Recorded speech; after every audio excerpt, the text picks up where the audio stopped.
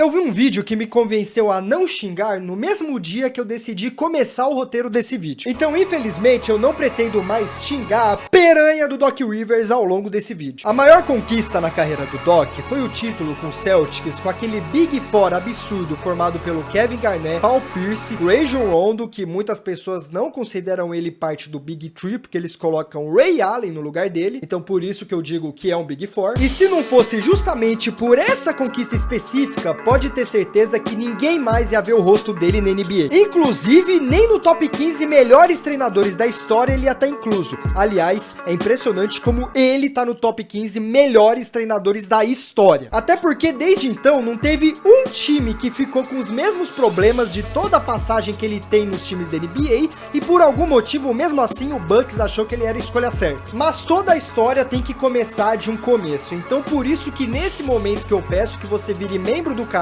que é mais barato que um pão de queijo paulista, porque hoje eu vou controlar muito meu ranço que eu tenho por esse treinador. Pove homens que falam ranço. Então só pelo meu autocontrole nesse vídeo eu acho que eu já tô merecendo o seu membro. A gente já chegou na marca de 50 membros, em 60 eu vou começar a fazer sorteio. Então não perca a oportunidade de se juntar com esses lindos que já ajudam o meu trabalho. Glenn Anton Rivers, conhecido como Doc Rivers, ele não caiu de paraquedas na NBA como treinador. Ele foi o primeiro pick do segundo round do draft de 1983 e foi atleta durante 13 anos na NBA, passando pelo Hawks, Knicks, Spurs e Clippers. Ele chegou até ser prata na Copa do Mundo FIBA defendendo os Estados Unidos antes dos jogadores da NBA poderem jogar torneios FIBA. Ele não foi nenhum armador absurdo durante a sua época, suas maiores médias ao longo da sua carreira foram 15 pontos por jogo, 10 assistências e 2 roubos de bola, cada uma em uma temporada diferente, mas era um jogador bom, um jogador decente para a posição dele. Tanto que eu só descobri que ele era jogador quando lá no 2K12, que tinha um módulo de lendas, depois que eles criaram a primeira versão do Jordan do 2K11,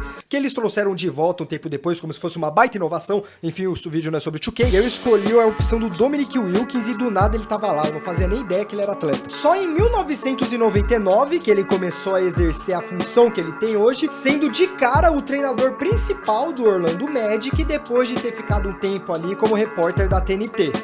Lembra de alguém, não lembra? E foi justamente o milagre que ele conseguiu fazer no Orlando Magic que criou toda a base para ele ser treinador até hoje. Com a saída da dupla Penny Hardaway e Shaquille O'Neal, o Magic começou a disputar a Copa Cooper Flag daquela época. E era justamente pelo time estar numa situação tão péssima que o Doc Rivers conseguiu essa oportunidade logo de cara, mesmo sem nem ter sido treinador de escola. Porém, no Magic, o Doc demonstrou o ponto forte dele como treinador, que acabou se repetindo em outros times que ele entrou. Em equipes completamente desmanteladas, que foi o caso do Orlando Magic, ele conseguia fazer o elenco desempenhar muito acima das expectativas que eram projetadas. Logo de cara, na temporada 99-2000, a primeira do Doc Rivers, o time que estava previsto para ganhar no máximo 29 jogos, com o toque do Doc Rivers, conseguiu ganhar 41, se classificando em 9º lugar da conferência, uma posição abaixo para conseguir entrar nos playoffs. Tanto que o Bucks, que foi o time que conseguiu a última vaga para os playoffs, ganhou 42 jogos. Por uma vitória, o Doc Rivers não leva um time completamente desacreditado para uma série de playoffs. Ele não foi o técnico com o maior desempenho daquela temporada. O Phil Jackson, quando foi pro Lakers, conseguiu um desempenho muito superior do que ele no Magic. Só que enquanto o Phil Jackson, por exemplo, tinha Shaq e Kobe, o Doc Rivers tinha no máximo um Ben Wallace, que era um absolutamente ninguém na época que ele estava jogando no Magic. E foi por isso que ele ganhou o prêmio de treinador do ano logo na sua estreia como treinador. Tanto que depois dessa temporada ele tentou criar um Big Three, tentando trazer o Tim Duncan, que era um agente livre na época, para se juntar com Grant Hill e Tracy McGrady, que tinham acabado de entrar no elenco, mas o Tim Duncan decidiu reassinar com o Spurs, porque um dos primeiros erros da carreira do Doc Rivers foi dizer que esposas não poderiam viajar com o time, o que era normal na época, porém o Spurs deixava. Então, por causa de uma formalidade, um dos maiores Big Three da história não foi formado. E por mais que o Doc Rivers diga que isso é mentira, o próprio Grant Hill, que foi jogador do Doc Rivers, confirmou que foi por essa atitude do Doc que esse Big Three não aconteceu. No fim das contas, a gente sabe que o Tim Duncan se deu muito melhor do que no Magic. Porém, o Doc Rivers ainda tinha Tracy McGrady e Grant Hill. E se ele conseguiu ser treinador do ano com um time tão capenga, imagina o que ele consegue fazer agora com 2 All-Stars. Infelizmente, o que era grandes expectativas levou um balde de gelo do que foi a realidade, já que a melhor temporada que que essa dupla ficou junto no comando de Doc Rivers,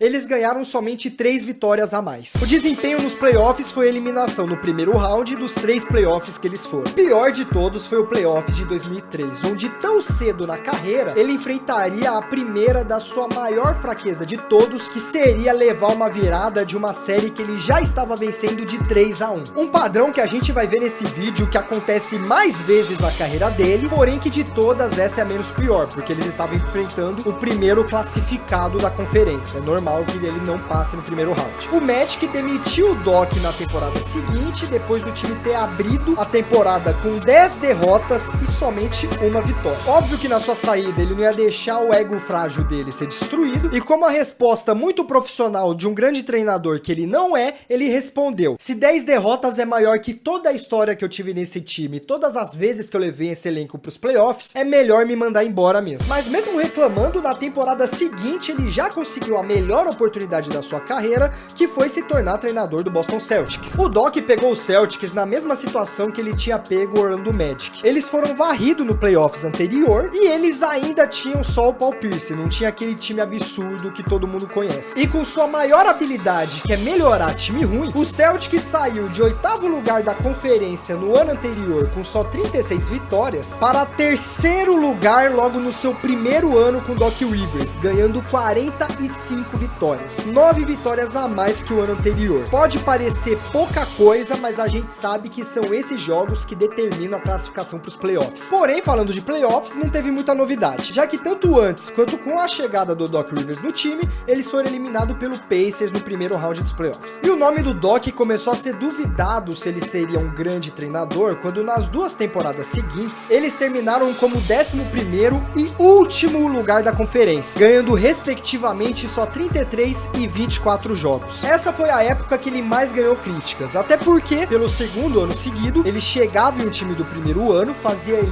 muito bem, e depois nos anos seguintes, o desempenho despencava nas outras temporadas, sendo que em nenhum momento havia um grande resultado nos playoffs, que é o que mais importa. O que salvou ele foi a temporada 2007 e 2008, com a chegada justamente de Kevin Garnett e Ray Allen, automaticamente saindo de 24 vitórias para 66 vitórias, justamente no ano que ele teve seu primeiro e provavelmente último título da carreira. Mas claro que isso não ia vir do jeito mais fácil para um time comandado pelo Doc Rivers. Logo no primeiro round, contra o último colocado da conferência, Atlanta Hawks, que teve menos de 40 vitórias, o Celtics precisou de todos os 7 jogos para avançar de round. Assim como o segundo round contra o 4º colocado Cleveland Cavaliers, comandado pelo LeBron James, e as coisas só melhoraram nas finais de conferência e na final, onde nos dois só precisou de 6 jogos. Esse título salvou a carreira do Doc, porque pode ter certeza que se ele perdesse de novo logo no primeiro round, o que quase aconteceu, pode ter certeza que ele seria demitido logo depois, porque os fãs do Celtics já estavam com uma pulguinha atrás da orelha sobre ele. Mas já que deu tudo certo, Doc Rivers era um gênio, um dos maiores treinadores da história,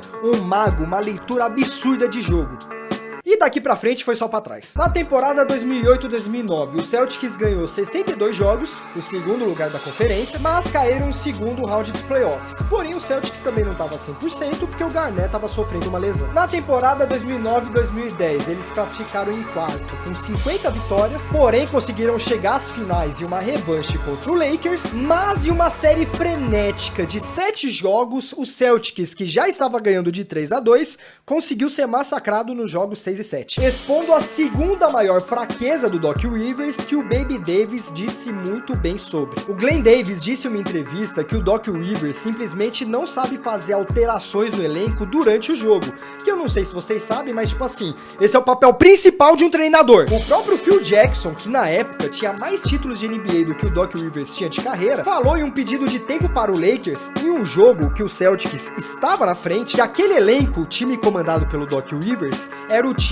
que mais perdeu quartos na história. Ele inclusive disse que eles sabem como perder. Imagina ouvir isso de um dos maiores treinadores da história, se não o maior. E se a derrota nas finais para o seu maior rival não fosse o suficiente, nos playoffs de 2012 contra o Heat, que inclusive eliminou o Celtics em 5 jogos nos playoffs de 2011, mais uma vez depois de liderar a série por 3-2, eles perderam o jogo 6 por 98-79 e o jogo 7 basquete por 101-88 nas finais de conferência. Para resumir seu histórico nos playoffs e adicionar uma estatística sobre a falta de competência de Doc Rivers, contando a sua carreira até o 76ers, que foi a última vez que ele foi pros playoffs, mas que a gente ainda vai chegar nesse vídeo, pode ficar calmo. Ele é o treinador com mais derrotas em jogo 7 na história, sendo 10 derrotas para somente 6 vitórias. 4 delas em casa, onde ele teve todas as 6 vitórias, e 6 delas fora de casa, onde ele não ganhou nenhuma vez na história. Phil Jackson tem menos jogos 7 em toda a sua carreira do que o Doc Rivers tem só de derrotas. 5 dessas 10 foram com os Celtics, seguidas por 3 derrotas que aconteceram no Clippers, que a gente ainda vai chegar lá. Depois daqueles playoffs, aquele Celtics de 2008 não só estava começando a ser desmantelado, como o próprio Doc Rivers estava querendo sair do time. O resumo, depois de 2013, o Celtics quis fazer uma rebuild e o Rivers foi trocado para o Clippers em trocas de pique. Aliás, eu não fazia ideia que tava pra trocar treinador do mesmo jeito que se troca jogador. Se bem que eu acabei de lembrar também que o Kyle Korver foi trocado por uma impressora, então lembrando disso, eu acho que qualquer coisa pode ser trocada na NBA. O Doc chegou no Clippers na era do elenco do Lob City, que aí muitas pessoas podem dizer que não é culpa dele de não ter ido pros playoffs, porque aquele time foi condenado por lesões, mas até aí qualquer treinador na história também passa por isso, não é um argumento tão bom, e ele ficou na equipe até o primeiro ano de Kawhi e Paul George no Clippers. E durante 7 anos no comando da equipe, ele nunca chegou nas conferências de finais. Sabe quem mais nunca chegou nas conferências de finais? Os 76ers do falido processo. Eu acho que isso não é uma comparação que você quer ter na sua carreira. Aqui é onde foi mais exposto a fraqueza que o Baby Davis e o Phil Jackson comentaram. Pois desde o seu primeiro playoffs com o time, na sua eliminação contra o Oklahoma City Thunder, ele teve 3 quartos que eles foram atropelados. No jogo 3, eles foram virados no último quarto e perderam de 118 a 112. No jogo 5, eles conseguiram perder uma liderança de 7 pontos em 40 segundos, pois o OKC conseguiu fazer 8 pontos em 40 segundos, enquanto o Clippers não fez absolutamente nenhuma cesta, e levar 8 pontos em 40 segundos no basquete é muita coisa. E no jogo 6 eles estavam vencendo de 7 pontos no último minuto do terceiro quarto, e de alguma forma milagrosa, Oklahoma ganhou o último quarto de 104 a 98. Nós fãs de basquete sabemos que viradas no último quarto nessas partidas é super normal de acontecer, mas 3 vezes na mesma série com o mesmo treinador, aí já começa a ficar meio esquisito, né? As críticas em cima do Doc só não foram absurdamente pesadas, porque tudo isso aconteceu na mesma época do Donald Sterling, que era o dono do Clippers e tinha dado declarações racistas, que não só fizeram toda a mídia e todo o caos cair em cima do Clippers, como até o próprio dono do time foi banido da NBA. Mas isso já não era mais distração para os playoffs seguintes, porém, mesmo assim, de alguma forma, a história se repetiu. Na série contra o Rockets, vencendo de 3 jogos a 1, anota isso. Eles perderam o jogo 5, estavam ganhando o jogo 6 de 89 a 70 e terminaram derrotados por 119 a 107 e foram eliminados no jogo 7 de 113 a 100. E mais uma vez a fraqueza de adaptar o elenco foi exposta novamente, sendo o primeiro treinador na história da NBA, que já estava ali perto de ter mais de 70 anos, a perder mais de uma série em sua carreira, mesmo liderando elas de 3 a 1. E sabe qual que é a cereja do bolo? O Rivers, até 2017, não só era treinador, como era o gerente geral do time. Ele mandava nas decisões de trocas, drafts e renovações. E deveria ser muito gostoso trabalhar com ele, porque nem o filho dele queria jogar no time com ele. Inclusive, ele draftou o próprio filho. E vocês reclamando que o Bronny James foi escolhido com a 55ª penúltima escolha do draft. A situação tava tão feia no vestiário que tanto o Chris Paul quanto o Blake Griffin, 2 das 3 principais peças do Lob City Clippers, eles odiavam o Doc. E mesmo o Doc sendo removido do cargo geral, em 2017, os dois saíram do Clippers em 2018, inclusive o Blake Griffin nem sabia que estava sendo trocado, mas decidiram renovar com o Doc Rivers. A vantagem do Doc é que ele pode ser muito ruim com um time bom, mas ele é muito bom com um time ruim. Logo na primeira temporada que o Clippers não tinha mais ninguém, ele conseguiu fazer esse time se classificar para os playoffs, se classificando em 8º da conferência, enquanto todas as projeções davam no máximo 13º pro Clippers naquela temporada. Por isso que mesmo sendo eliminado pelo Warriors em 6 jogos, o Doc foi aplaudido pela sua genialidade em comandar o time. que não durou quando chegou o Kawhi pedindo aqui. Com duas grandes estrelas agora no elenco, se classificando em segundo lugar da conferência, o Doc conseguiu perder mais uma série, mesmo liderando ela de 3-1, colecionando sua terceira virada de 3-1 na história. Lembrando que ninguém nunca teve mais de uma e ele já tem 3. Ele colocou a culpa no Paul George, enquanto o Paul George colocava a culpa nele. Só que enquanto a gente realmente pode falar do podcast Pi, né, que não rendeu muito naquela época, se a gente analisar justamente a fraqueza do Doc Rivers fazer adaptações no elenco, toda hora havia dobras no Nikola Jokic, que é um ótimo assistente, ele não precisa estar com a bola pro Nuggets vencer. Ele forçou o Lou Will a ficar muito tempo em quadra, que não era nem o melhor defensor e muito menos o melhor apontuador da equipe, e ele preferiu deixar o Zubac no banco contra o Denver, que tava com plus-minus de mais 32. Eu não sei exatamente como funciona plus-minus, mas é um indicador de quanto esse cara ajuda a equipe na quadra. Geralmente uma média tipo, tanto mais 10 ou menos 10 ali pra tá ajudando ou piorando. E o Zubac tava com mais 32. Ele optou deixar o Montrezl Harrell como pivô principal, que estava com menos 37. Qualquer coisa acima de menos 20 já é absurdo, o cara tava com menos 40. Argumentos suficientes pra mostrar que o Doc Rivers estava errado em dizer que a culpa era do Paul George. Não à toa que ele foi demitido depois desse fracasso, como a gota final do seu tempo na equipe, mas ele não foi demitido sem antes conquistar um recorde. Durante sua estadia no Clippers, o Los Angeles Clippers virou o time com mais derrotas consecutivas em oportunidades de avançar para as finais de conferência, com 8 derrotas seguidas no total. E para vocês terem uma ideia, o primeiro playoffs do Clippers depois de demitir o Doc Rivers, eles foram para as finais de conferência. E mesmo com tanta red flag, com tanto sinal que talvez mostre que o Doc Rivers talvez não seja tão bom assim, o 76ers quis ele para fazer parte do processo. O que pode dar errado, não é mesmo? Ah, mas a culpa foi o Ben Simmons. E aí um treinador tão histórico e profissional pra ser na mesma lista dos melhores treinadores da história, como Phil Jackson, Greg Popovich e Spoelstra, fala publicamente que não sabe se o Ben Simmons sabe jogar basquete. Você conseguiria imaginar o Phil Jackson humilhando qualquer jogador do time que ele treinou? Tanto que se o problema era tanto o Ben Simmons assim, adivinha o que aconteceu no playoffs do primeiro ano que o Ben Simmons não jogou? Derrota no jogo 6 e eliminação no jogo 7 de 112 a 88. Tanto que sabe aquele probleminha dele lá de não saber comandar um time durante o jogo? Ele colocou o DeAndre Ayton como principal pivô da equipe, que já não era mais aquele pivô do Oklahoma City Clippers, que também ficou com plus-minus de menos 37. Tal qual o mesmo erro que ele cometeu com o Montrezl Harrell. E por algum motivo o Bucks quis essa bomba.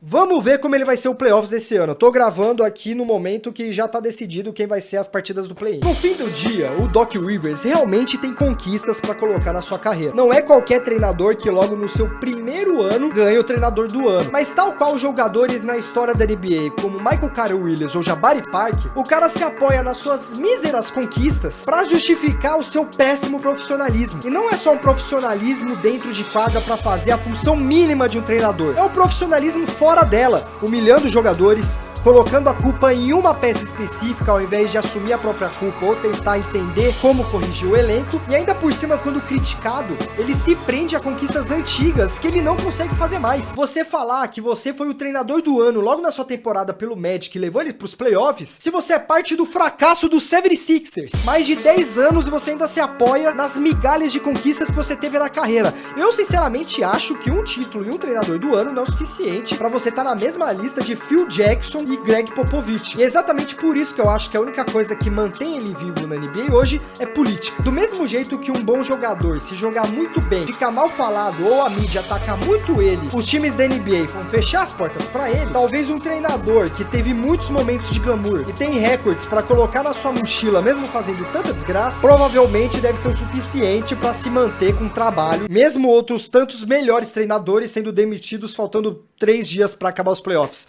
Vídeo que aconteceu no Nuggets. Se fosse comigo, eu não renovava ele pra ser treinador de Santo André. Mas eu adoraria renovar com vocês que são membros do canal. E pra não viver de museu igual o Doc Rivers vive, você pode apoiar esse canal por menos de um pão de queijo pra investir no futuro desse... Nossa, eu juntei passado e futuro. Nossa, sou um gênio. Se você é tão duro que tá precisando pedir desconto lá na lanchonete, o mínimo que você tem que fazer é se inscrever no canal e ativar o sininho, porque isso é de graça. Não vai cair o dedo com 2 cliques, pelo amor de Deus. Pelo pelo menos não deveria cair. Se cair, consulte o médico. Comente Glenn se você ficou até aqui, porque curiosidade, as pessoas que não gostam do Doc Rivers chamam ele de Glenn e aparentemente ele se ofende com isso. Então comente Glenn se você ficou até aqui. E pra continuar seu almoço, sua papinha ou seu react, esse é o último vídeo que o YouTube acha que você vai querer assistir, mas caso você não queira ele, esse é o último vídeo do canal. Muito obrigado por você que ficou até aqui. Essa daqui é a Chorelli. Eu acho que eu consigo acertar a câmera para encerrar o vídeo. Tamo junto e falou. Errei a câmera, mas quase quebrei meu monitor.